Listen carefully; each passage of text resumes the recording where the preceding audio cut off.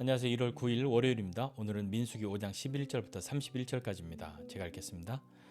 여호와께서 모세에게 말씀하여 이르시되 이스라엘 자손에게 말하여 그들에게 이르라. 만일 어떤 사람의 아내가 탈선하여 남편에게 신의를 저버렸고 한 남자가 그 여자와 동침하였으나 그의 남편의 눈에 숨겨 드러나지 아니하였고 그 여자의 더러워진 일에 증인도 없고 그가 잡히지도 아니하였어도 그 남편이 의심이 생겨 그 아내를 의심하였는데 그의 아내가 더럽혀졌거나 또는 그 남편이 의심이 생겨 그 아내를 의심하였으나 그 아내가 더럽혀지지 아니하였든지 그의 아내를 데리고 제사장에게로 가서 그를 위하여 보리가루 10분의 1 에바를 헌물로 드리되 그것에 기름도 붓지 말고 유향도 두지 말라. 이는 의심의 소재요 죄악을 기억나게 하는 기억의 소재라. 제사장은 그 여인을 가까이 오게 하여 여호와 앞에 세우고 토기에 거룩한 물을 담고 성막 바닥에 티끌을 취하여 물에 넣고 여인을 여호와 앞에 세우고 그의 머리를 풀게 하고 기억나게 하는 소재물 곧 의심의 소재물을 그의 두 손에 두고 제사장은 저주가 되게 할 쓴 물을 자기 손에 들고 여인에게 맹세하게 하여 그에게 이르기를 내가 내 남편을 두고 탈선하여 다른 남자와 동침하여 더럽힌 일이 없으면 저주가 되게 하는 이 쓴 물의 해독을 면하리라. 그러나 내가 내 남편을 두고 탈선하여 몸을 더럽혀서 내 남편 아닌 사람과 동침하였으면 제사장이 그 여인에게 저주의 맹세를 하게 하고 그 여인에게 말할지니라. 여호와께서 내 넓적다리가 마르고 내 배가 부어서 내가 내 백성 중에 저주거리 맹세거리가 되게 하실지라. 이 저주가 되게 하는 이 물이 내 창자로 들어가서 내 배를 붓게 하고 내 넓적다리를 마르게 하리라 할 것이요. 여인은 아멘 아멘 할지니라. 제사장이 저주의 말을 두루마리에 써서 그 글자를 그 쓴물에 빨아 넣고 여인에게 그 저주가 되게 하는 쓴물을 마시게 할지니 그 저주가 되게 하는 물이 그의 속에 들어가서 쓰리라. 제사장이 먼저 그 여인의 손에서 의심의 소재물을 취하여 그 소재물을 여호와 앞에 흔들고 제단으로 가지고 가서 제사장은 그 소재물 중에서 한 움큼을 취하여 그 여자에게 기억나게 하는 소재물로 제단 위에 불사르고 그 후에 여인에게 그 물을 마시게 할지라. 그 물을 마시게 한 후에 만일 여인이 몸을 더럽혀서 그 남편에게 범죄하였으면 그 저주가 되게 하는 물이 그의 속에 들어가서 쓰게 되어 그의 배가 부으며 그의 넓적다리가 마르리니 그 여인이 그 백성 중에서 저주거리가 될 것이니라. 그러나 여인이 더럽힌 일이 없고 정결하면 해를 받지 않고 임신하리라. 이는 의심의 법이니 아내가 그의 남편을 두고 탈선하여 더럽힌 때나 또는 그 남편이 의심이 생겨서 자기의 아내를 의심할 때에 여인을 여호와 앞에 두고 제사장이 이 법대로 행할 것이라. 남편은 무죄할 것이요 여인은 죄가 있으면 당하리라. 아멘. 네, 의심에 대한 것을 이야기하고 있는데요. 의심이라는 말은 이런 뜻이잖아요. 확실히 알 수 없어서 믿지 못하는 마음. 그게 의심이잖아요. 그 반대는요. 믿음이죠. 믿음은 어떤 사실이나 사람을 믿는 그런 마음이 믿음이지 않습니까? 어떤 것에 대한 믿음이 없어지고 믿음이 사라져서 믿음이 흔들려서 그렇게 마음속에 불안함이나 그런 어떤 위기 여러 가지 것이 찾아오는 것이 이 의심이죠. 의심이 생기면요 어떻습니까? 삶이 편안하지 않죠. 의심하는 사람도 그렇고요. 의심을 받는 사람도 그렇습니다. 특히나 가족이나 뭐 배우자나 이렇게 가까운 사람 사이에 생기는 의심은 참 심각한 것이죠. 오늘 본문에도 보면요, 남편이 아내를 의심한단 말이에요. 이 여인이 탈선한 것이 아닌가, 다른 남자와 그렇게 동침한 것이 아닌가 의심하였을 때 그 의심하는 마음을 가지고서 그냥 계속 살면 어떻게 되겠습니까? 뭐 사는 게 아닐 것이죠, 서로 간에요. 그런 때에 어떻게 그 문제를 해결해야 할 것인지에 대해서 이야기하고 있는 것이거든요.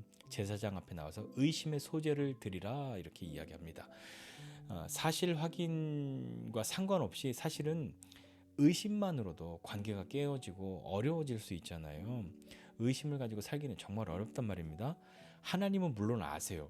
하나님은 우리가 의심하는 내용에 대해서 하나님 다 아시지만 사람들 사이에서도 그 문제를 해결해야 하는 것이죠. 그 길을 열어주신 겁니다.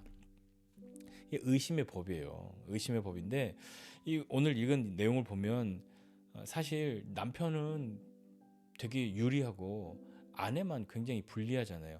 정말로 그 여인이 탈선을 했든 하지 않았든 상관없이 남편이 의심한다는 이유 하나만으로 이 여인은 무엇인가 위기에 내몰리는 것 같은, 자기가 아무리 항변한다 하여도 아니라고 말해도 남편이 의심하였다라는 것만으로도 이런 의심의 법에 해당되어서 의심의 소재를 드려야 하는 그런 일이 있단 말입니다. 보면 현대적인 개념에서 생각할 때 이건 뭐 더더군다나 상상하기 힘들 정도의 그런 문제인데, 지금 이 성경을 이야기하고 있는데 현대가 아니라 수천 년 전인 거잖아요. 지금도 사실 우리나라도 여성의 인권이 이렇게 남성의 인권과 같다라고 인식되어지는, 그게 불과 뭐 수십 년 전만 해도 그렇지 않은 이야기들 많이 듣잖아요. 많이 발전했지만 아직도 갈 길이 있지만 멀지만, 그래도 이렇게 왔습니다. 그런데 뭐 수천 년 전은 오죽하겠냐고요. 우리 뭐 불과 100년, 200년 전만 해도 엄청났는데 수천 년 전이란 말입니다. 당시에 이 법을 우리가 지금 들으면 이건 말도 안 되는 법이야 이렇게 생각하지만, 그 당시에 이 법은요, 어쩌면 정말로 은혜의 법이었을지도 모릅니다. 뭐 우리 이런 거 있잖아요. 우리 예전에 레위기 같이 배울 때 동해보복법 뭐 이런 거 배웠지 않습니까? 한 대 맞았으면 가서 한 대만 때려주고, 두 대 맞으면 가서 두 대만 때려줘. 너 손가락 하나 부러졌으면 가서 너 손가락 하나만 부러뜨려. 야, 이거 어떻게 용서해 줘야지, 어떻게 당했다고 똑같이 그렇게 하라고 하냐, 무슨 하나님의 법이 이러냐라고 하겠지만, 당시의 법은 네가 한 대 맞았냐? 가서 네 대를 때려주고, 너 손가락 하나 부러졌어? 가서 그놈의 손모가지를 잘라버려. 이런 식의 더 많이 보복하는 것으로 가르치는 것이, 그렇게 말하고, 그런 법이 그냥 보편의 법이었는데, 하나님의 법은 당한 만큼만, 그것은 우리가 지금 선뜻 야 그게 무슨 은혜야 라고 생각할 수 있지만, 그 당시로서는 정말 파격적인 은혜의 법이었을 겁니다. 이 여성에 대한 것도 그런 거죠. 당시 사람들에게 있어서 눈에는 눈, 이에는 이, 이것이 정말 은혜였던 그런 사람들에게 있어서, 이 당시 여인들이 당했던 법은, 다른 법은 이런 것이었어요. 여인이 뭐 탈선했다 이렇게 의심하면요, 그러면 그 여인을 돌에 묶어가지고 강물에 던져. 그래서 빠져 죽지 않고 그 돌의 무게를 이기고 그 여인이 올라오면, 이 여인은 탈선하지 않은 여인이야. 이런 식의 법인데, 그러면 아니 어떤 사람이 돌로 묶어서 강에 던졌는데 안 빠져 들어갈 사람이 누가 있냐고요. 그런 법 아래 살고 있던 이 여인들에게 이렇게 의심의 소재를 드리고 하나님 앞에서 자기의 정직함을, 정결함을 증명할 수 있는 기회를 얻은 것은 어떤 의미에서는 굉장한 은혜의 법이었을 겁니다. 우리는 지금 이게 무슨 은혜의 법이야 라고 하지만, 당시로서는 정말 은혜의 법이었습니다. 그러면서 기억나게 하는 소재, 기억나게 하는 소재물, 이런 것이 있지 않습니까? 그렇다면 만약에 정말 의심을 받았는데 이 여인이 자신에게는 이것이 부당하다 하는 사람에게는 기회가 온 것이고, 이 기억나게 하는 소재물 앞에, 기억나게 하는 소재 앞에서 어떤 여인은 자기 자신을 다시 돌이켜야 하는 그런 사람도 있지 않았겠습니까? 마지막으로 자백하고 돌이킬 수 있는 기회, 그런 것을 얻는 것은 또 아니었을까요? 이 의심의 법은요, 그렇게 제사장 앞에 나가서 소제를 드리고 거룩한 물을 담고, 그 여인이 하나님 앞에 서고 제사장이 쓴 물을 들고 와서 그 여인으로 맹세하게 하고, 정말로 탈선하지 않았으면 그 물을 마셔도 아무런 해가 없고, 만약에 당신이 그랬다면 이 물을 마시고 배가 붓고 넓적다리가 마르고, 그래서 당신이 저주거리가 되고 다른 사람들에게 맹세거리가 될 것이다 라고 하는 그런 상황에 놓여져 있단 말입니다.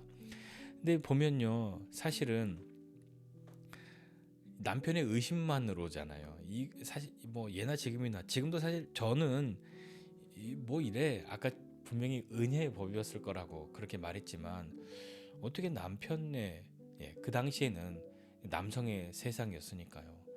남편의 의심만으로 아내가 그 의심의 소재를 드리고 쓴물을 마신 후에 하나님 앞에 나와 자신의 결백을 증명해야 했습니다. 그 결과 아내의 무죄함이 증명되었습니다. 그러면 어떻게 됐을까요? 요즘 같으면 재판에서 승소한 거잖아요. 그러면 다시 무고죄로 고소를 하든 아니면 남편에 대해서 막 그랬을 텐데, 오늘 이것을 말씀해 보면 뭐 그 여인이 그렇게 죄가 있든 없든 남편은 무죄하다 이렇게 얘기한단 말이에요. 남편에게는 죄가 없고, 그렇다고 해서 무고와 같은 그런 형벌도 없는 거죠. 좀 그렇습니다. 남성 중심의 사회. 예, 이것은 남성 중심의 어떤 남편 중심의 의심을 해결하기 위한 방책이다 라고만 말할 수는 없는 거예요. 앞서 말씀드렸던 것처럼 이것은 여인을 위한 법이기도 한 것이죠. 여성을 핍박하거나 인권을 해치는 그런 제도가 아니라 당시로서는 적극적으로 여인을 보호할 수 있는 그런 법이었을 겁니다. 탈선하지 않았는데 남편이 의심했단 말이에요. 네, 질투만으로도 또 고발당한 여인이 있을 수도 있는 거잖아요. 그 여인이 어떤 사람들의 비난이나 이런 것으로부터 자유하게 될 수 있는 길을 열어주신 것이죠. 오늘 이 말씀 보면서 의심은 정말 사람을 괴롭게 만들고 불행하게 만드는 겁니다. 특별히 사랑하는 사람, 가족, 가까운 사람 사이에 생기는 의심은 답이 없죠. 아무리 무죄하다, 그런 일이 아니다라고 밝혀졌다 하여도 마음속으로 의심하여서 그런 일들을 생각했다면 그것은 쉽게 잊혀지지 않습니다. 잘 지워지지 않아요. 우리 오해를 당한 사람들 주변에 있지 않습니까? 아, 저 사람 나쁜 사람이래. 이렇게 해서 소문이 흉흉하게 돌았는데 아니었대라고 하지만 그래도 뇌리에 박혀 있는 것은 저 사람은 나쁜 사람이었어. 자기가 사실을 확인하거나 그런 것이 아니었어도 그것이 남아 있어서 그 관계가 어렵게 되기도 한단 말입니다. 그러니 우리 이런 어떤 의심 그런 마음이 들 때 하나님 앞에 스스로 나아가야 하는 것이죠. 이 과거처럼 나는 괜찮고 의심당하는 너만 하나님 앞에 묻자 이럴 것이 아니라 우리 자신이 하나님 앞에 나아가고 함께 하나님 앞에 나가는 시간을 가져야 하지 않겠습니까? 여기에 이 의심이라고 하는 것이 어떤 탈선이라고 하는 그런 주제만을 가지고 부각시키려고 하는 것이 아니라 어디 이런 것만 가지고 사람을 의심하겠습니까?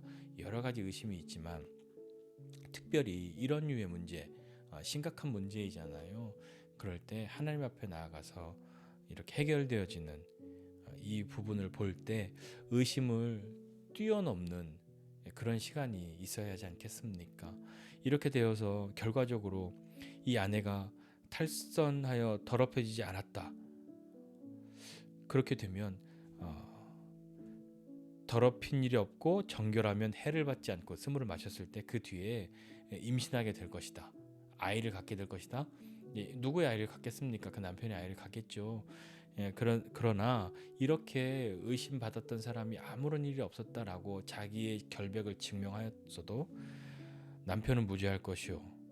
야, 이게 사실은 굉장히 마음에 안 듭니다. 우리 이런 일 없도록 함께 하나님 앞에 나아가고 자기 자신을 돌아보고 그리고 서로 의심을 뛰어넘고 그 하나님 앞에서 정결하고 거룩하게 삶을 살아가는 우리가 되어야 하지 않겠습니까? 이 의심의 법을 생각할 때 우리가 다시 한번 하나님 앞에 나아가는 시간, 의심을 품고 그냥 계속 사는 것이 아니라 하나님 앞에 나아가고 하나님께서 해결해 주시는 그것을 바라보고 그것이 지금의 시대와 이 시대는 좀 다르긴 합니다만 어쨌거나 하나님 앞에 머무는 시간이 있어야 할 것입니다. 그렇게 하나님께서 용서하고 회복하는 시간을 우리에게 주실 것을 그리고 의심하였다는 그 사실 하나만으로도 사실은 굉장히 괴로운 일이니까 하나님 그 마음 어루만져 주시고 고쳐 주시기를 회복시켜 주시기를 그 은혜를 구하는 우리가 되어야 하지 않을까요? 이 의심을 뛰어넘어 하나님의 새롭게 하심과 회복을 구하는 저와 여러분 모두가 되시기를 주님의 이름으로 축복합니다. 기도하겠습니다. 하나님 아버지 은혜와 사랑을 감사드립니다. 하나님 살면서 생기는 많은 의심의 시간들이 있습니다. 내가 누군가를 의심할 때도 있고 누군가가 나를 의심할 때도 있습니다. 하나님 내 결백을 말하고자 하나 아무도 듣지 않을 때가 있고 누군가가 결백을 외치고 있으나 그것이 신뢰가 가지 않을 때도 있습니다. 하나님 그러한 때에 우리에게 은혜를 베풀어 주시고 하나님 앞에 나아가 하나님께 묻는 시간 또 하나님의 마음을 듣고자 하는 우리가 될 수 있도록 은혜를 베풀어 주십시오. 그리고 하나님 그 의심을 뛰어넘고 서로 용서하고 화해하고 또 새롭게 되어지고 회복되어지는 것을 더욱 기대할 수 있도록 주님 도와주시기를 원합니다. 하나님 참 어려운 일입니다. 정말 하나님의 은혜 아니고서는 이런 영역에 있어서 그 누가 우리를 새롭게 하고 어루만질 수 있겠습니까? 누가 우리를 고쳐줄 수 있겠습니까? 누가 우리를 살릴 수 있겠습니까? 하나님 특별히 마음 가운데에 사람을 향한 의심, 또 하나님을 향한 의심 있는 사람들, 그들에게 특별한 은혜를 베풀어 주사 하나님이 어떤 분이신지 알게 하여 주시고, 그리고 사람 사이에서도 하나님의 도우심을 경험하는 은혜의 사람들 다 되도록 주님 붙들어 주시옵소서. 감사드리고 예수님의 이름으로 기도드립니다.